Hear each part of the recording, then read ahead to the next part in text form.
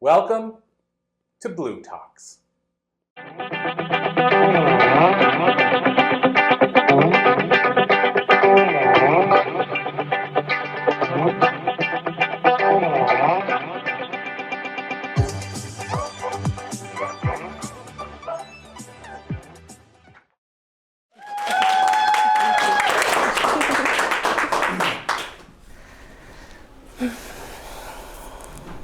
It was almost as if there was an unwritten rule. Someone, at any point in time, any member of the group, no matter who you were, was going to be kicked out. You weren't enough, you didn't belong. It could be for a recess break, 1 or 2, maybe a week, maybe a month. For myself, it was the entire year of grade 4.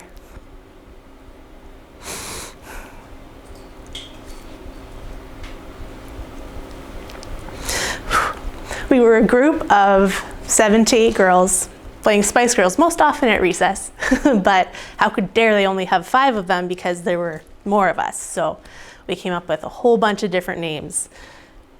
A couple of them included Salty Spice, and I'll tell you that story later. But we had our ringleader. She was the most popular girl in school, and the rest of us little followers did everything we could to stay in her royal court. What I admired most about her was that she seemed to belong everywhere she went. She could talk her way into or out of things with the parents and adults in our life, teachers included, and she was the absolute coolest big sister to all of our younger siblings because she had that fine balance of boundaries and fun. What I came to find out later is that she really didn't belong at all. She was the exact same chameleon that I was being.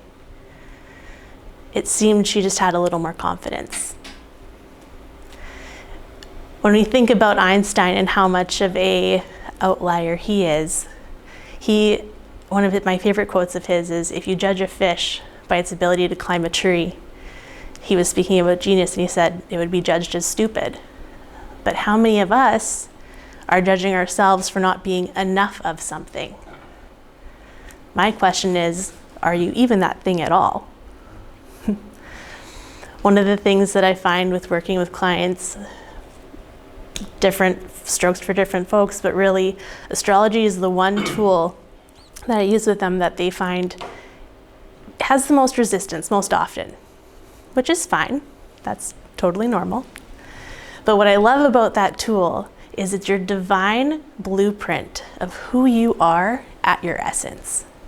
You can change, you can grow and develop, and as you gain leadership skills or whatever skills you're wanting to gain throughout life, you can go up. You can also go down. Life is indeed that staircase. My favorite thing to do with clients is when we look at what boxes you've put yourself in, why are we not looking at ways to poke holes in those boxes? To take a frickin' breath. So let's all do that now. Just inhale and exhale. Where do you notice the shifts in your body? It may be the most subtle thing that you can't notice right now, but as you practice and learn about yourself with whatever tools or groups of people or coaches or healers, whoever it may be, at the end of the day, you are your best healer.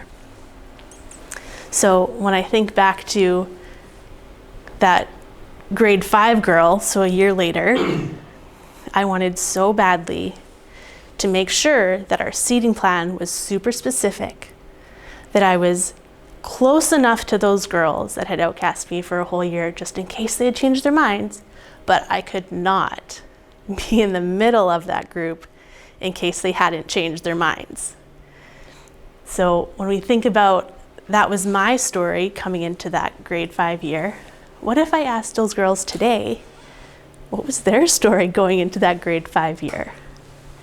Did they actually experience me in grade 4 as being this person who they didn't want to talk to? Or was I just pulling away for my own reasons? At the end of the day, the story doesn't really matter. We all have our own. And we're all able to rewrite every single opportunity in the future. So when I think about asking those girls, what did you think about going into grade 5? I had a bit of a pit in my stomach when I wanted to think about asking them that, because for me, any single time there was someone who was outcast, for lack of a better word, in that group of friends, I would do the classic, slide them a note that would always say something to the effect of, I'll talk to you later. Or I would take maybe just a little too long to tie my shoe as they're passing and say, we can chat after school, but it has to stay a secret. In that time, here I'm thinking I'm being so heroic, able to stand up for the little guy, reach out to them, but really I wasn't. I was so out of authenticity. I was letting them down. I was letting the leader down because I was going behind her back. I was letting all of the followers down because I was being a traitor, basically. And most importantly, I was letting myself down. So at the end of the day, when we look at the tools that we use to be our fullest and brightest self, what does that look like? It could be hypnosis. It could be taking courses. It could be writing a book. It can be so many different things that everybody in this room is completely capable of.